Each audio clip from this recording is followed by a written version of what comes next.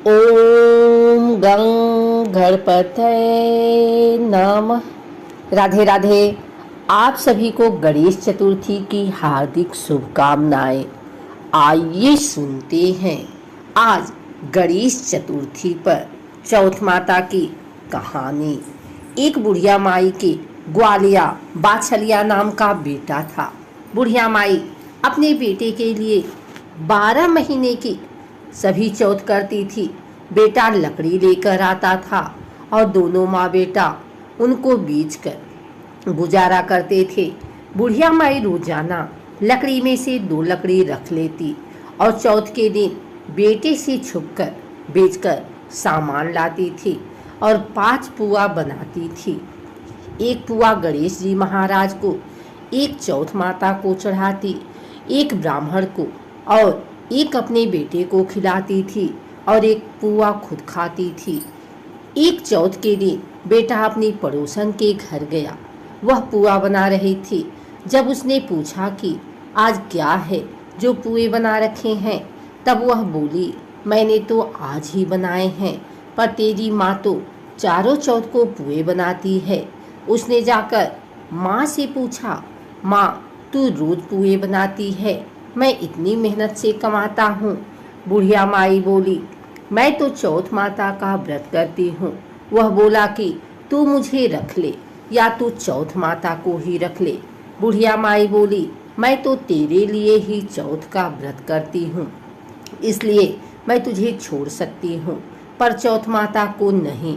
जब बेटा घर से जाने लगा तो बुढ़िया माई बोली, तू जा रहा है, तू मेरे हाथ में से यह आखा लेते जा, जहाँ संकट आए वहीं पर पूर देना। बेटे ने सोचा बात झूठी है, पर ले चलने में क्या बुराई है। वह चलने लगा और थोड़ी दूर पहुंचा ही था कि उसने देखा कि खून की नदी बह रही थी। कहीं से भी रास्ता नहीं मिला तो आखा पूर कर बोला कि चौथ माता, अगर तू सच्ची है तो रास्ता हो जाए। ऐसा कहते ही झट से रास्ता मिल गया। आगे गया तो घनघोर अंधेरा उजाड़ फैला हुआ था। उसने मन में सोचा कि मुझे शेर वगैरह खा जाएंगे, इसलिए वह आँखा पूर कर बोला, चौथ माता मुझे रास्ता मिल जाए। और तब जल्दी से रास्ता मिल गया। वह आगे चला गया। जाते जाते एक राजा की नगरी में पहुंचा। वहां का राजा रोजाना एक आदमी की बलि देता था। वह एक बुढ़िया माई के पास गया। वह बुढ़िया माई रोती जा रही थी और पुए बना रही थी। लड़के ने बुढ़िया माई से पूछा कि बुढ़िया माई क्यों रो रही हो? तो बुढ़िया माई ने जवाब दिया कि मेरा एक ही बेटा है जिसकी कल राजा बलि देने वाला है, मैं उसी के लिए पुए बना रही हूँ। वह बोला, बुढ़िया माई अपने बेटे की जगह मुझे पुए खिला दे, मैं उसकी जगह बलि चढ़ने चला जाऊंगा। बुढ़िया माई ने कहा कि मैं दूसरे के पुत्र को कैसे भेज सकती हूँ, लेकिन वह नहीं माना। तो बुढ़िया माई ने उसको पुए खिला दिए। अगले दिन जब राजा का संदेश आया तो बुढ़िया माई ने सोचा कि मैं कैसे दूसरे के बेटे को बलि चढ़ने के लिए भेज सकती हूँ, मैं ऐसा नहीं कर सकती। लेकिन बाहर से आवाज़ सुनकर वह जाग गया और राजा के आदमियों के साथ चला गया। वहाँ मटके पकाने का आव, जिसे कुम्हार मटके को पकाता है, बना हुआ था, जो एक मनुष्य का भोग लेने के बाद ही उसमें आव पकते थे। उन सब ने मिलकर उसको आव में चुन दिया। वह आँखा पूर कर आव में बैठ गया। एक दिन में ही आव पक गया और मिट्टी के घड़े सोने चांदी के बन गए। वहाँ एक जमादार ने झाड़ू लगा रही थी। तब झाड़ू से एक कंकड़ उछड़कर उन बर्तनों से जा टकराया। तब जमादारनी ने राजा को जाकर बताया कि आपका आम तो पक गया है। तब राजा ने सोचा कि आम तो 8 दिन में पकता है, आज 1 दिन में ही कैसे पक गया। जब जाकर देखा तो वहाँ पर तो मिट्टी के मटके की जगह हीरे मोती और सोने चांदी के कलश हो गए हैं। अंदर से आवाज आई कि धीरे से उतारो, अंदर आदमी है। आवाज को सुनकर राजा के आदमी डर गए कि अंदर कौन सा भूत प्रेत आ गया। फिर वह बोला कि डरो मत, मैं तो सिर्फ एक आदमी हूँ जिसको तुमने अंदर चुना था। देखा तो अंदर हरे हरे ज्वारे उग रहे थे। राजा ने पूछा कि तू अंदर जीवित कैसे बच गया? तब उसने बताया कि मेरी माँ चौथ का व्रत करती है। जब मैं घर से निकला था तो मेरी माँ ने मुझे आंखें दिए थे। मैं उन्हीं को पूर कर बैठ गया और चौथ माता के कारण बच गया। तब राजा ने कहा कि मैं तेरे को एक घोड़े पर बैठाकर साकल बांध देता हूँ। यदि वह साकल खुलकर मेरे में बच जाएगी तो मैं चौथ माता को सच्चा मान लूंगा। तब वह आंखें पूर कर बैठ गया और चौथ माता से कहने लगा, हे चौथ माता, अब तुम ही मेरी लाज बचाना। तब साकल खुलकर राजा को बध गई। राजा ने अपनी बेटी की शादी उस लड़के से कर दी और बहुत सा धन दौलत देकर विदा किया। पड़ोसन बोली कि माई, तेरे बेटे बहू आए हैं। जब छत पर चढ़कर देखा तो सच में बैठे बहू आ रहे हैं।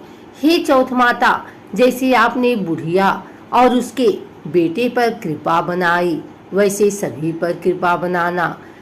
चौथ माता की कहानी कहने वाले को, कहानी सुनने वाले को, हुंकारा भरने वाले को और पूरे परिवार पर अपनी कृपा बनाए रखना। पुराने समय की बात है। एक ब्राह्मण था जिसके घर एक बेटा और बहू थे।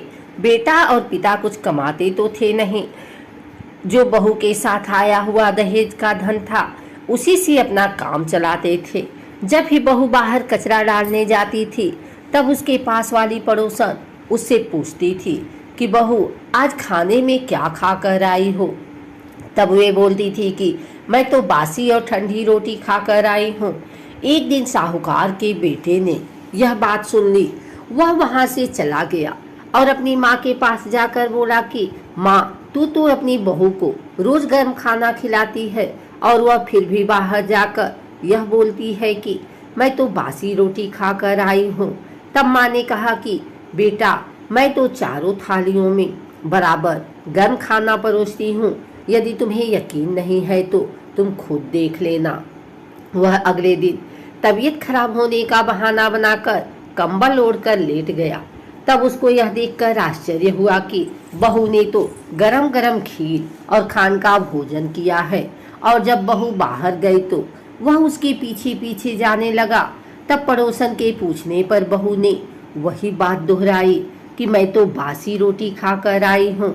उसका पति उससे पूछने लगा कि तू अभी अभी तो गर्मा गर्म खाना खा कर आई है और पड़ोसन से कह रही है कि मैं बासी ठंडी रोटी खाकर आई हूँ। तू झूठ क्यों बोल रही है? तब उसकी विद्यमान पत्नी ने कहा कि यह ना तो तुम्हारे कमाए हुए पैसों की रोटी है और ना ही तुम्हारे पिताजी के कमाए हुए पैसों की रोटी है। यदि हम इसी तरह बैठे बैठे धन को खर्च करते रहे तो यह एक दिन कुएं की पानी की तरह समाप्त हो जाएगा। इसके बाद उसका पति कमाने के लिए विदेश चला गया। पीछे से उसकी पत्नी 12 महीने का चौथ का व्रत करती थी। उसको विदेश में रहते हुए 12 वर्ष व्यतीत हो गए। तब चौथ माता और विनायक जी महाराज ने सोचा कि इसको अब घर बुलाना चाहिए। चौथ माता लड़के के सपने में जाकर बोली कि तू अब घर चला जा, तेरी पत्नी को तेरी बहुत याद आती है। वह बोला कि मैं घर कैसे चला जाऊं, मेरे यहाँ इतना बड़ा कारोबार फैला हुआ है। तब चौथ माता ने कहा कि तू सुबह एक दीपक जलाकर चौथ माता का नाम लेकर बैठ जाना। जिनके पैसे बकाया हैं वह पैसे दे जाएंगे और लेने वाले ले जाएंगे। लड़की ने वैसा ही किया और उसका सारा काम एक ही दिन में निपट गया। जब वह घर जा रहा था तो उसे रास्ते में एक सांप दिखाई दिया जो आग के पास जा रहा था। उसने सांप को आग से बचाने के लिए सिसकार दिया। ऐसा करने से नागराज क्रोधित हो उठे और कहा कि ये पापी, मैं तो इस नाग योनि से मुक्ति के लिए जा रहा था और तूने मुझे सिसकार दिया, अब मैं तुझे डस लूंगा। तब वह लड़का बोला कि मैं 12 वर्ष बाद अपने घर जा रहा हूँ, आप मुझे अवश्य ही डस लीजिएगा, किंतु आज मुझे अपने घर वालों से मिलने दीजिए। आप कल रात को आकर मुझे डस लेना। नाग ने उसकी शर्त मान ली और वहां से चला गया। जब लड़का घर आया तो वह उदास था। उसने अपनी पत्नी के पूछने पर सारी बात बता दी। उसकी पत्नी बहुत चतुर थी। उसकी पत्नी ने एक सीढ़ी पर दूध का कटोरा रख दिया, दूसरी सीढ़ी पर बालू रेत बिछा दी, तीसरी पर फूल माला बिखेर दिए, चौथी पर इत्र छिड़क दिया, पांचवी पर मिठाई रख दी, छठी सीढ़ी पर जौ और सातवीं पर रोटी रख दिया। रात को जब सब सांप आया तो सबसे पहले ठंडी ठंडी रेत में लौट कर आया। फिर दूसरी सीढ़ी पर दूध पीकर कहा कि मैं एक ब्राह्मणी के बेटे को डसता तो नहीं, लेकिन वचन दिया हुआ हूँ, इसलिए डसना पड़ेगा। फिर हुआ माला फूल की सीढ़ी से होता हुआ प्रसन्नता पूर्वक इत्र की खुशबू लेता हुआ ऊपर की ओर आने लगा। सांप को ऊपर आता हुआ देखकर विनायक जी ने चौथ माता से कहा कि इस ब्राह्मणी के बेटे की रक्षा करनी होगी, क्योंकि इसकी पत्नी इसके लिए चौथ का व्रत करती है, उसका फल तो देना ही पड़ेगा।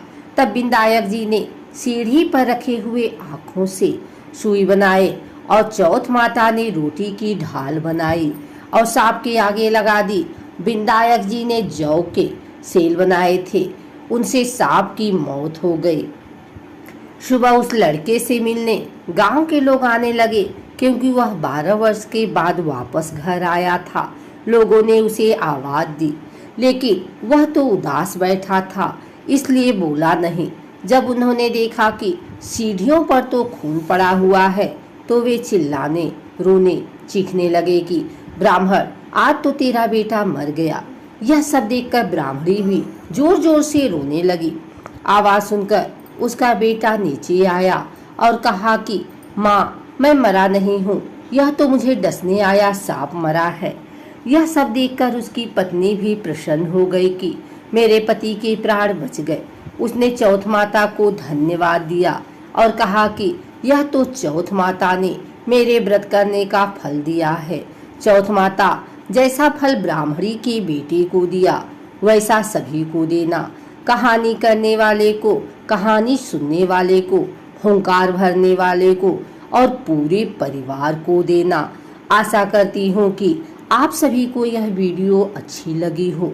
अगर यह वीडियो अच्छी लगी है तो इसे लाइक करें, कमेंट करें, शेयर करें। हमारे चैनल को सब्सक्राइब करके बिल नोटिफिकेशन ऑल पर सेट कर लें, ताकि आगे आने वाली वीडियो सबसे पहले आप तक पहुंच सके।